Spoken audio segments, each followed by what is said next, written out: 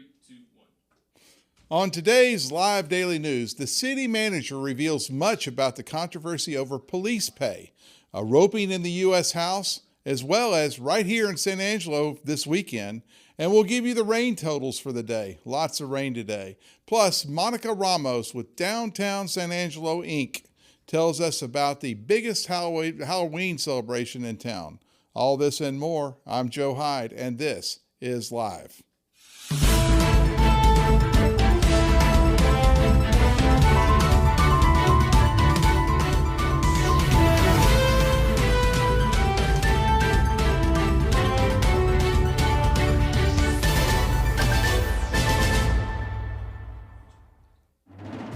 Before we get into the news, South Plains Implement presents its October closeout sale. You'll get unbeatable deals on John Deere compact and utility tractors. For example, you can save $1,500 on selected 1 to 3 series tractors, $2,000 off select 4 series tractors, and a huge $3,000 off select 5E tractors. You better hurry though, because this offer is only good until Friday. County restrictions apply. Don't miss out on South Plains Implement's October closeout savings. That's South Plains Implement in San Angelo, located right off of US 67 North at 3993 Tractor Trail, and at 18 more locations throughout West Texas and New Mexico. South Plains Implement, where farm meets family. Now on to the news. We start the show today with news coming out of downtown San Angelo. The owners of longtime antique shop, it was called Martique's, on the corner of South Chadron and West Tuig, will officially close their doors. After 25 years, the antique shop owner said they are retiring. We wish the best for the Martique's family in the future, and you can go see them this weekend, all weekend long, for great deals before the store is gone for good. The Martique's building was once the location of iconic jeweler Nathan Donsky. Martique's took over after Nathan's closed. Here are some historic photos of the historic downtown building. The first is from 1945, just after the war. And this one is from the mid-2000s, taken by Architectsy via Flickr. And here's what Martique's looks like today, the old jewelry store. There's lots and lots of history downtown. Go see Martique's this weekend. In civic news, San Angelo City Manager Daniel Valenzuela has released what could be perceived as a comeback statement regarding police officer pay in town. We told you a few weeks back that a former police officer with the SAPD warned of a mass exodus of officers due to much higher pay in neighboring cities. Valenzuela said that the city has been working with the police coalition and that over the past 3 years, San Angelo police officers have received a 15% raise and a $2,500 stipend from COVID money. We haven't seen any officers leave just yet, but we're told off the record that the approximately 160-man police force could be down about 20 positions, and recruiting new guys is in the dumps. Police are wanting a pay raise package that, when fully implemented and funded, will cost taxpayers $2.4 million per year. To put this into perspective, every 1 cent increase in your property tax rate yields about $767,000 in revenue. To fully fund what the police say they need to remain healthy, it will cost taxpayers the equivalent of about 4 more cents to the property tax rate. And we aren't including the fire department yet.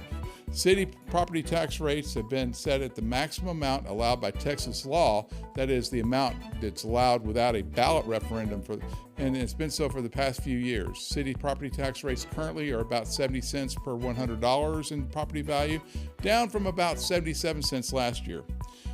You'll pay 4 more cents, or will you pay 4 more cents per year to fully fund police officer salaries? And if you do, will you do the same for the fire department? Money and taxes. Follow San Angelo Live news coverage of this important issue in the San Angelo section of the sanangelolive.com. And of course, this week, San Angelo is clearing up for the 2023 Cinch Roping Fiesta. Last week, you probably saw Ty Harris and Hambone Hilton on our show. Go back and look at that on YouTube or on our website. But it's going to be a good time, featuring the match roping between reigning champ Caleb Schmidt taking on San Angelo's local guy, Ty Harris. A concert featuring the Eli Young Band is set for this weekend. It's the event everyone's talking about right now. Also, think about this. We have a new event added to the Central Open Fiesta called horse racing. That's right. This exciting horse racing event is coming back. If you haven't seen it before, don't expect the Kentucky Derby, but there will be plenty of action to watch and maybe a little money to be made if you know the right spot to place your bets. I didn't just say that, did I? Anyway, tickets are still for sale, and you can buy them by clicking on the link in the story on San Angelo Live's Rodeo tab. Speaking of the rodeo, the U.S. House has finally roped their Speaker of the House. For weeks, the House has been without a speaker after Congressman Kevin McCarthy was voted out by a ragtag group of radical MAGA guys led by Congressman Matt Gaetz. Now, after a week of voting and arguing behind closed doors, the House Republicans have chosen Louisiana Congressman Mike Johnson. Our Congressman, August Pfluger, said he backed Johnson, who Pfluger noted was a constitutional lawyer and someone who has been at the forefront of holding President Joe Biden accountable while serving on the Judiciary Committee. I guess we can only hope this is the end of the infighting between the Republican Party. Now, don't let me get started with the Republicans in the Texas legislature. Moving on to weather. Of course, this was the biggest story of today. Here in San Angelo, the National Weather Service reported over 2 inches of rain fell on our heads and on our buildings and on our crops. It is looking like we could possibly get another round tonight, but most of it will be east of us. Tomorrow, there is no rain in the forecast, but there is a 50% chance of storms on Friday. You know, football weather. We'll keep an eye on that when we come back tomorrow with your weather update. Speaking of football weather, the San Angelo Central Bobcats are gearing up for this Friday's battle against their old rival, the tough Odessa Permian squad. Cover One analyst Ryan Chadwick caught up with head coach Kevin Crane this week during the weekly press conference. We'll pitch it to him in a second, but first, a message from the Bass Bunch. Do you have a child with special needs? Well, we have a special day of fun just for you. It's the Fall Festival for Children with Special Needs, sponsored by Jim Bass Ford and San Angelo Live. Join us at Jim Bass Ford Thursday, October 26th from 4:30 to 6:30 p.m. for games, prizes, refreshments, and candy, free for children with special needs and their families. The 2023 Fall Festival at Jim Bass Ford at the corner of Houston Hart and Arden Road. Don't miss it. The San Angelo Central Bobcats travel to Ratliff Stadium in Odessa this Friday to play a rivalry game against the Permian Panthers. Bobcats head coach Kevin Crane held his weekly press conference this week to talk about the loss to Midland Legacy in San Angelo last Friday and what he expects from Mojo this weekend. Let's take a look. Coach, I know that Permian doesn't run the exact same scheme as Midland High does, but I know that they're a run-heavy squad. Do you think that the experience that y'all practice and put into in preparation and in playing Midland High will better prepare you for the Permian game? Yeah, I hope so. Really, schematically, they've changed quite a bit, and they still run some option principles, but it's a little bit different than what Midland High does. But at the end of the day, it's they still want to run the football. And they got a couple good backs, good quarterback who's a sophomore. He's a young guy, and he's playing well for him. But we got to do a good job of trying to corral their run and stop their run. And we do have some experience, obviously against Midland High, running the ball, but it's a little bit different schematically. But at the end of the day, we got to get people around the ball and tackle and do all the things it takes to be successful on defense. With Tyree Brawley's absence last week, we got to see a little bit more of JP Nombrano. He actually, he ran the ball really well. Do you think that he adds an extra little wrinkle to y'all's run game? And do you have any update on Tyree's status? Yeah, JP, did some good things.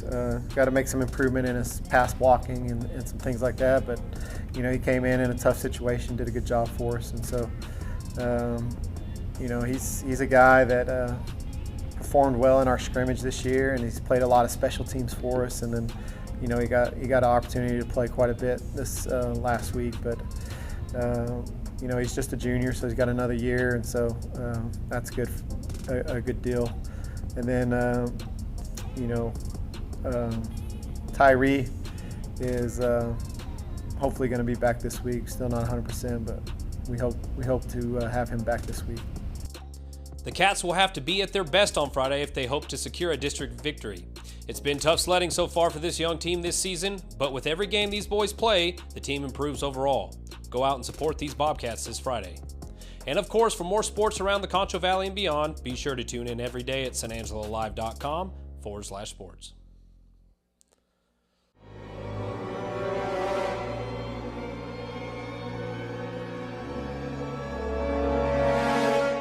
That's so gross. Right now, get 15% off carpet cleaning from Carpet Tech. And welcome back to the show. Joining me today is Monica Ramos. Monica, thank you for being here. Yeah, I'm glad to be here. And you're with Downtown San Angelo. Yes, so I am here to talk about the Downtown Spooktacular Stroll. Okay, so the stroll is coming up very soon. Yes, it's tomorrow, Thursday, October 26th. It's from 5 to 8 p.m., and it is a come-and-go event, so you can drop by at any time between those hours. And this one is a special one because of Halloween, because of the yeah, absolutely. This is the largest Halloween celebration in San Angelo. Oh, okay. This has been going on for about the past, I would say, 3 or 4 years, where we've had this Halloween themed event where businesses open their doors past 5, but they also have carnival style, Halloween Fall Festival style games included with the stroll, and they'll all be handing out candy. So I do hope to see a lot of creative costumes. Yes. So get dressed up and go downtown for the stroll. What can someone expect if they've never been to one? So with the stroll, again, it's come and go. So you don't have to be there right at 5. You can come anytime between 5 and 8 p.m. We do have a free trolley service. Okay. It will begin its route at the Pop Art Museum, which is at 125 West Tuig. Okay.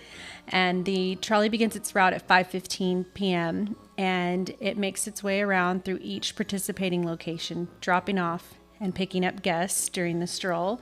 So that way, if you don't want to walk, because there's so many businesses on this stroll event this evening, or for Thursday evening, we have 21 businesses that are participating. And there might be a few others as well that'll be open.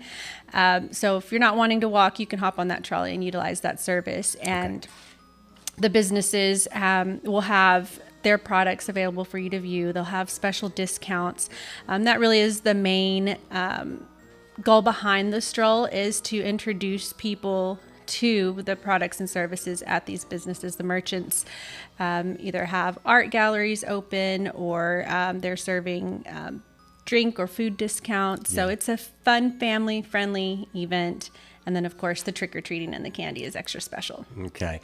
And this covers several blocks in downtown San Angelo. I mean, it's a big party. Yes, it is. And I brought a picture of the map here. Yeah, I'll hold it up. See, we have a map, and this is on our website, downtownsanangelo.com, or you can follow us on Facebook, where you can download a copy of this map. I believe it's very much needed to be able to plan your evening, because you're right. The locations are spread all across downtown, all through Chadburn, Beauregard, Tuig. Pay some love to all of these businesses if you're out and about tomorrow evening, because they're all open for the community to come out and enjoy this Halloween event. So it's going to be even bigger than, say, a regular weekend, because, I mean, the downtown's crowded at night. Oh, yeah, absolutely. And with it being a Thursday evening, this is perfect, because we do get out of the way of the Friday and Saturday rush.